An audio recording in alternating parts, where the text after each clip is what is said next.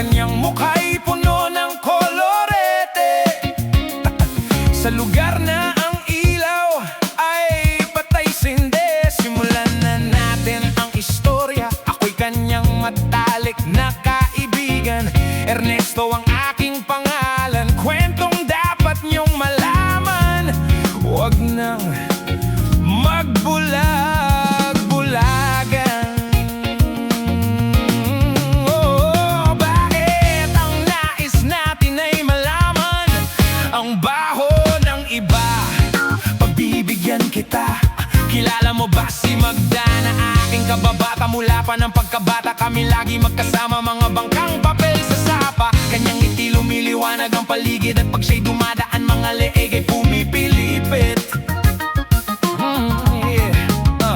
Ubod ng ganda noong siya ay nagdalaga. Tuwing kausap ko na malimit akong tulala. Kahit may nararamdaman pinilit kong isara ang bibig at pintig ng puso para sa kanya at sasayawan. Matapos kaming makapagtapos dahil pinawis ang mukha, ako'y nagpunas ng pulbos.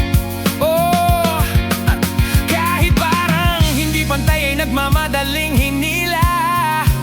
Pinakilala niya lalaki na taga Maynila. Magdalena, ikaw ay sawing palad.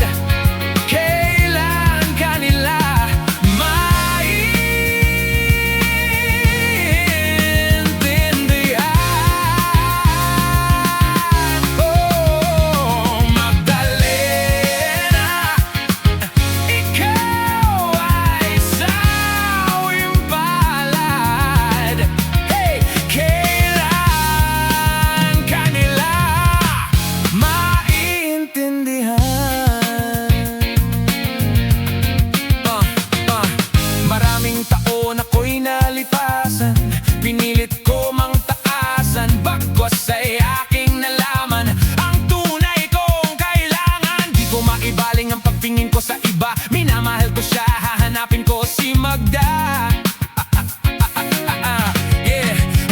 Lumuwas habang nagdarasal na maabutan sa lugar na ang sabi kanyang pinagtatrabahuhan. Nakita kong larawan niya na nakadikit sa pintuan. Iba man ang kulay ng buhok, di ko malilimutan ang kanyang mata at tamis ng kanyang ngiti. At dahil kubod ng saya, hindi na nagkatubili, agad pumasok sa silid. Pero bakit ang dilim? Madami lames at mga nagiinom ang lasing. Nang biglang nagpalakpakan, may mabagal na kanta sa maliit na entablado, ay nakita ko na ako ay nagtaka, nagtanong, nagkamot. Bakit siya sumasayaw na sapatos lang ang suot? Magdalena, ikaw ay sawing palad.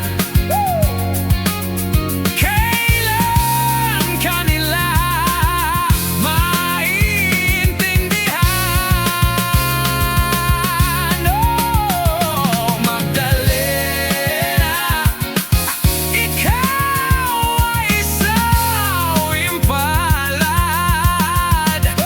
Kailan ka nila maiintindihan?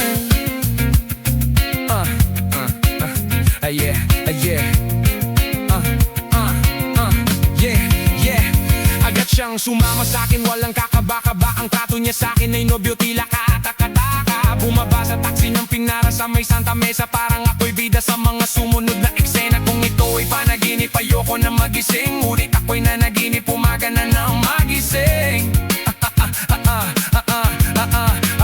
Ang naabutan ko lamang ay may sobre sa lapag, liham para sa'kin na isinulat niya magdamag. Kahit gulong-gulo ang isip, pinilit kong basahin, di malilimutan ang mga sinabi niya sa akin. Mahal kong Ernesto, alam kong tulog mo'y malalim. Di na ako nagpaalam, di na kita ginising. Salamat nga pala sa pasalubong mong kalamay, at sa pinakamasayang gabi ng aking buhay. Nung iniwan ko ang baryo natin, ang akala ko isang tunay na pag-ibig ang matatagpuan ko. Hinanap kung saan-saan at kung kani-kanino, di ko inakalang ito ang kahahantungan ko. Imbis na ako'y sagipin, itinulak sa bangin, ito palang ibig sabihin ng kapit sa patalim. Kung mabaho sa bunin, kung makatig gamutin, kung hindi na masikura ay ibaling ang tingin. Kahit ako ay bayaran at kalat ka rin, babaeng alam ang amoy ng lawi ng iba't ibang lalaki. Isa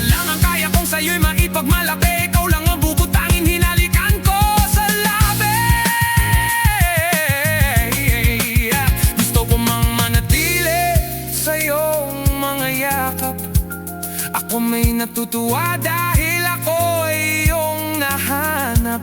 Wala na yatang walis sa makakalinis ng kalat. At ang tulad ko sa'yo ay di karapat-dapat. Pinangarap kong sa altar ako'y iyong ihatid, ngunit sa dami ng pakit ang puso ko'y namanhid. Di ko makakalimutan ng pabaong mong halik, pero pakiusap wag ka na sana pang babalik.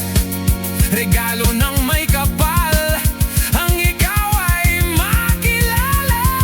Salamat sa alaala. Nagmamahal